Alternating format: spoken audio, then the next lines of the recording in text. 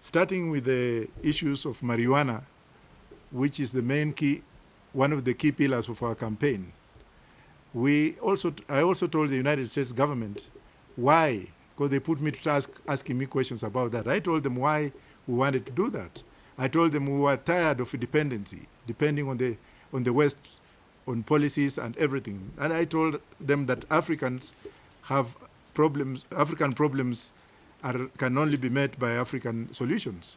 So I narrated to them that Kenya is in debt. We are borrowing 2 billion shillings every day, according to President Uhuru Kenyatta's own pronouncements. And we are now sinking deeper and deeper and deeper. And we are relying on developed countries. And Kenya will soon be a thing of the past. So I did mention that we have fertile lands that we can grow marijuana for hemp and fiber production. One sack of marijuana is $3.2 million US. If we can grow 1,000 acres of marijuana in a controlled situation, not for smoking purposes, but for medicinal and industrial use, we can actually repay off the debts, and particularly the Chinese piece of metal from Mombasa to Naivasha, which has now taken over monopoly, and we are not told how. So Kenya has sunk, jobs have been lost, people are crying, the port has been taken away, and we do not know whether that port has been mortgaged. The Chinese manners in Africa are the ones that make me talk this way, because nobody is willing to speak like this. You find out that the port of Lusaka is gone. That's Lusaka International Airport, which was given as collateral. Entebbe, we are told, has gone. The port of Sri Lanka is gone. But President Uhuru has not told us what collateral was there between him and the Chinese, and those who are actually involved in this trade, some of them running for presidential candidacy now, they will one day be answerable to the Kenyan people. Now, when it comes to issues of marijuana, the Canadian government has assured me through proxy, through business people that I know, that they have a ready market for marijuana. They have legalized marijuana, and last year alone they got $484 billion from the trade.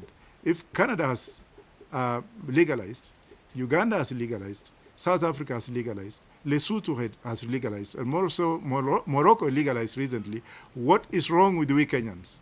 Why would we actually depend on reliance? We need to do something about this, and my government will make sure that as soon as we take over, we shall legalize marijuana for purposes of clearing of debts. Now, when it comes also to the Constitution, the current Constitution discriminates Islam. They discriminate Muslims. Muslims are supposed also to be given their share of the Constitution. You'll find out that on Friday, during prayers, especially those who are working in government, who are supposed to go for lunch, instead they opt to go for prayers. So Friday will be a holiday, not only for Muslims, but for everybody in the country, because we are going to introduce a 24-hour working economy, 8 hours shift, which will increase production and increase employment, so that we can allow families to take care of their children on that particular time. We have modern technology, you can even work from home.